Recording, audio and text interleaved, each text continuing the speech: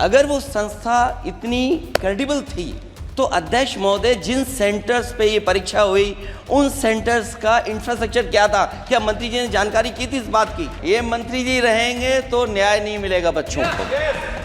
Sir सारे सूची है कितने बार उत्तर प्रदेश में क्वेश्चन पेपर लीक हुए हैं। The minister has blamed everybody except himself. The Indian examination system is a fraud. Sir इससे दुर्भाग्यजनक बयान देश की नेता प्रतिपक्ष का कुछ नहीं हो सकता है। सर मैं कठोर शब्द से इसको निंदा करता हूँ। Speaker sir, honorable member has raised a question regarding question paper leak in last 7 years 70 times. Sir, with full responsibility, I would like to submit in front of House through you, sir. There is no evidence of paper leak in last 7 years. Any numbers. So there are incidents. Already this case, right now, Speaker sir, this case is going in front of Honorable Supreme Court. All the things has come out. Every question has put in front of Supreme Court. Honorable CJI is personally presiding over that bench, and with full responsibility I can say, in last, after NTA, more than 240 examination has been conducted, more than 5 crore students has been applied, and more than 4.5 crore students successfully participated in the examination. These are the all fact and records. Supplementary. Sir, in light of the severe breach in the examination process and the significant impact of over 24 lakh students, does the minister accept the responsibility for these failures? Given the gravity of the situation, the uphold accountability and integrity of the office, will the minister consider resigning? Speaker sir, I am here on the mercy of my leader, Prime Minister sir. So, whenever accountability comes, my government is collectively answerable to that. Sir, regarding anomalies and some information of malpractices, yes, Speaker sir, in the out of 4,700 centers, only due to proactive approach of Bihar police, only in one place in Patna and surroundings points, there is an incident of anomaly. Central Bureau of Investigation is getting into the details. Some action has been taken. Nothing is, when hiding nothing, everything is on record. Only singularly one incident is there. That is in around of Patna, and Bihar police and CBI are proactively taking action on that. Dr. V. Kalanidhi. Sir, it is unfortunate that the Honorable Prime Minister is not here for this discussion where this is of a national importance, sir. The Honorable Prime Minister was here. He could have waited for 5 minutes. आप प्रश्न पूछ रहे हैं क्या? Sir, I will tell you, sir, this NEET is a problem which is being faced in all states, sir, especially in Tamil Nadu. We have been, from its inception, we have been objecting to NEET, and we have said that the decision to implement NEET should be given to the states, sir. The states should be allowed to decide whether NEET should be practiced in the individual states or not. Sir, we have asked a question if there is a proposal to scrap NEET, and that question is loaded with the deaths of so many students, sir. Starting from Anita, so many students have died because of this NEET exam, and they come out with a single line, sir. At present, there is no proposal to scrap the NEET UG examination. We probably should write it on their deathbed, sir. We should write it on the students' deathbed that the government is saying that we have no proposal to scrap this thing. Sir, I request that this government should scrap NEET. And you are talking so much about the constitution, sir. Sir, during the emergency, you are talking about Samvidhan and all those things. Sir, 1 minute, sir. I will finish. Speaker sir, with your permission, I would like to. Okay. Sir, I would like to submit in front of you, in front of this house through you, sir. Sir, let me inform this august House the background of the NEET. When this has been the singular all India examination pattern, when this has been decided. I am putting the facts in front of you. Sir, in 2010, for the first time, this decision has been taken by the then government. Sir, everybody knows in 2010 who was in the government, who has supported this government. First time in the 2010 this decision has been taken. Subsequently twice this issue has been raised in front of Honorable Supreme Court. Both the time Honorable Supreme Court has recommended for a single examination in all India level. At first, this examination was conducted by CBSE. Subsequently, the new agency, National Testing Authority, has been assigned to conduct this examination. This is a continuous process. From the 2010 onward, this debate is on. Those who have decided to conduct that examination in those days, today, due to political reason, they are putting fingers. Today, there is categorical answer from government. Due to Supreme Court's guidance and the instruction, single examination, all India pattern examination is very successfully on. And regarding Tamil Nadu, sir,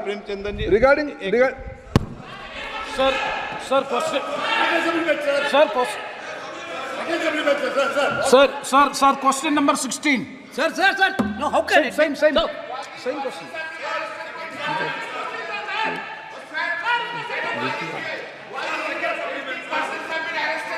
sir N K Premchand ji आप प्रश्न नहीं करना N K Premchandan ji sir please sir, the basic issue before us is the credibility of the competitive examinations has already been lost.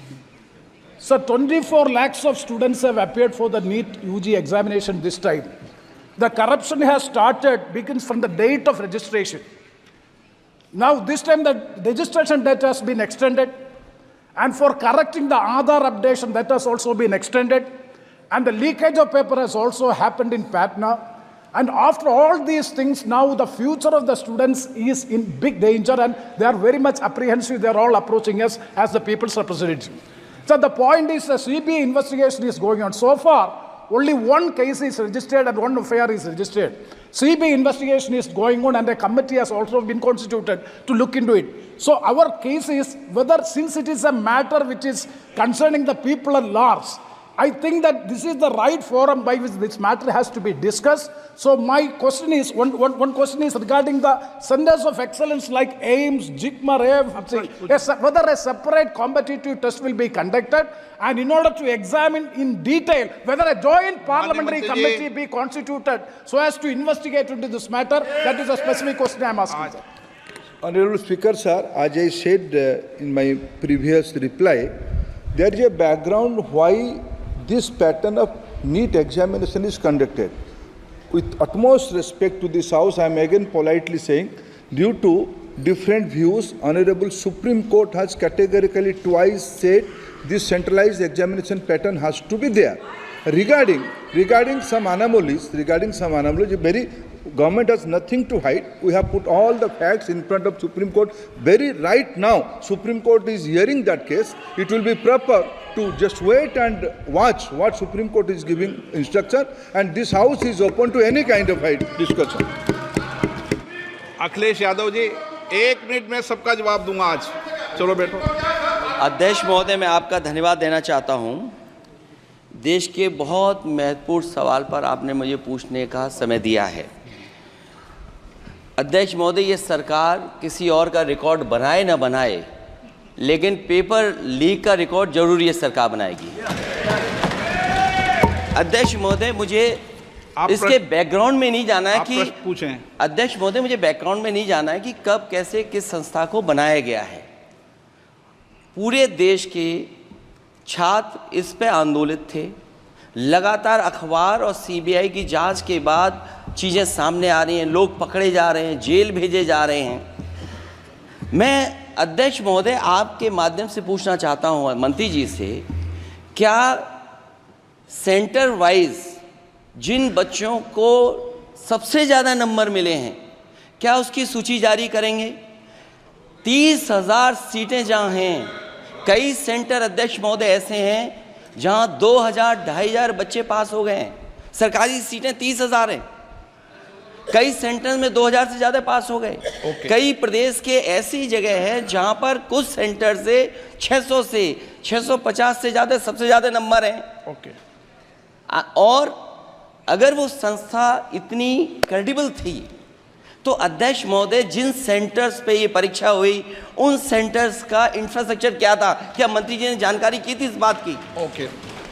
अध्यक्ष महोदय, मेरे आपके माध्यम से एक ही निवेदन है कि बिना ये मंत्री जी रहेंगे तो न्याय नहीं मिलेगा बच्चों को।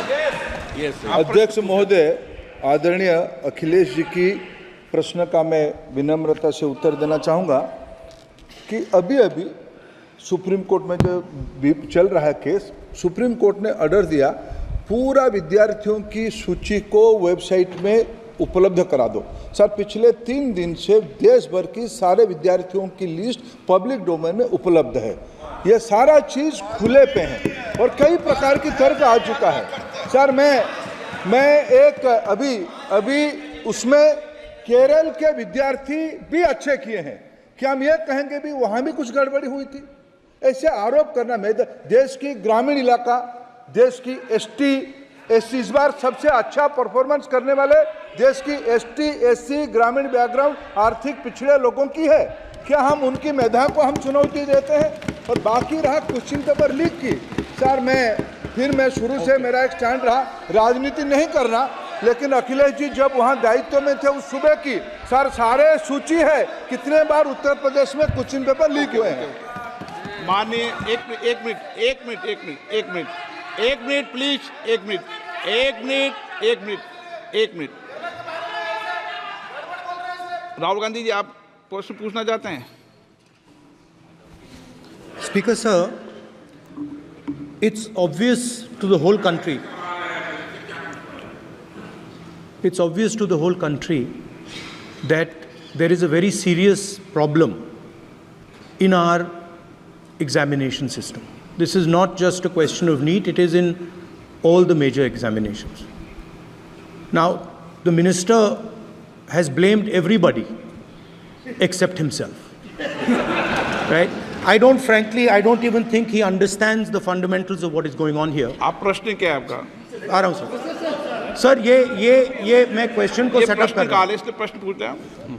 ये the issue is that there are millions of students in this country who are extremely concerned at what is going on and who are convinced that the Indian examination system is a fraud. That is what is at stake here. Millions of people believe that if you are rich and if you have money, you can buy the Indian examination system. And by the way, and this is the same feeling that the people in the opposition have. And that is why we are asking some very simple questions to Honorable Minister. Number one, as this is a systemic issue, what exactly are you doing to fix this issue at a systemic level? Yes. That's the first question. Okay, question में चल रहा है अभी। Please. अब मंत्री जी, मैं एक बार बोल दूं इस बात पे? चलो मंत्री जी, आप शॉर्ट में जवाब दो, फिर मैं बोल ही देता हूं। आज आप शॉर्ट में जवाब देना। अध्यक्ष महोदय, मेरे जो शिक्षा है, मेरे जो संस्कार है, मेरे जो सामाजिक जीवन है, मेरे को मेरे राज्य की, मेरे सूबे की जनता की स्वीकृति मिली है। मैं किसी की, मेरे बौद्धिक और मेरे संस्कार की सर्टिफिकेट मेरे को सारी सदन में किसी से नहीं चाहिए। देश की प्रजातंत्र में चुन के मेरे नेता प्रधानमंत्री मोदी जी को प्रधानमंत्री की भूमिका दिया है। मैं उनकी निर्णय से यहाँ उत्तर दे रहा हूँ सदन को। बाकी ये कहना चिल्लाने से सच झूठ नहीं हो जाएगा साहब। ये जो कहा गया देश की अभी की एग्जामिनेशन सिस्टम रबिश है, सर इससे दुर्भाग्यजनक बयान देश की नेता प्रतिपक्ष का कुछ नहीं हो सकता है। सर मैं कठोर शब्द से इसको निंदा करता हूं। बाकी रहा, मैं सर आपके सामने, आपके माध्यम से देश के सामने सर एक तथ्य रखता हूं। सर जिन्होंने रिमोट से सरकारें चलाई है, 2010 में 3 बिल आया था सर शिक्षा सुधार के लिए। उन्हीं की पार्टी के नेता आदरणीय कपिल सिब्बल साहब 3 बिल लाए थे। उसमें से एक बिल था एजुकेशन, उसमें एक बिल था prohibition of unfair practice bill 2010, जिसकी उद्देश्य एजुकेशन इंस्टीट्यूशन में माल प्रैक्टिस को बंद करना। सर मेरे सरकार की हिम्मत है, अभी हमने पब्लिक एग्जामिनेशन की इरेगुलरिटीज में बिल लाए, कानून बनाए। क्या मजबूरी था कांग्रेस पार्टी की, क्या मजबूरी था नेता प्रतिपक्ष की? उन्होंने उस बिल को उल्टा किया, किसके दबाव में उल्टा किया? क्या निजी मेडिकल कॉलेज की दबाव में, उनकी घूसखोरी की दबाव में उन्होंने उस बिल को उल्टा किया था? सच सुनने की सामने नहीं है। ये मैं किसी की विद्वता पे प्रश्न नहीं उठाता हूं, लेकिन सच 2010 में शिक्षा सुधार की बिल उन्हीं की सरकार ने लाया था, दबाव में उन्होंने उल्टा किया। ये हमको प्रश्न पूछते हैं। एक मिनट प्लीज, एक मिनट प्लीज, मैं सबको मौका दिया, सबको मौका दूंगा। एक मिनट माननीय सदस्य, प्लीज 1 मिनट बैठिए। प्लीज बैठिए, आप पहली बार। हाँ 1 मिनट। रिकॉर्ड में नहीं जा रहा। कल्याण जी प्लीज, कल्याण जी